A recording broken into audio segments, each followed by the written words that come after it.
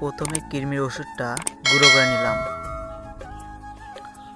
গুঁড়ো করা হয়ে গেলে দেখতে পাচ্ছেন গুঁড়ো করে বোতলে তুললাম। তোলার পর কিছু চিটা গুড় বোতলে নিলাম। চিটা গুড় দিলে কৃমি ওষুধটি ভালো কাজ করে। তারপর পানি দিয়ে একটু ঝেঁকে নিলাম। তারপরে গরুকে খাওয়াতে গেলাম।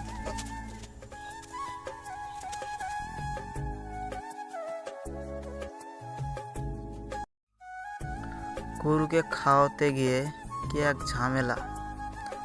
শেষ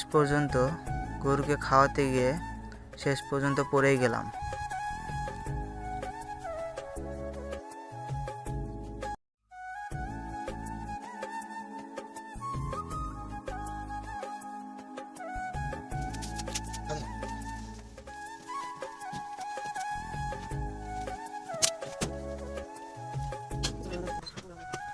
পরে গরুকে বাবা ধরলো আর আমি ওষুধটি খাওয়ালাম।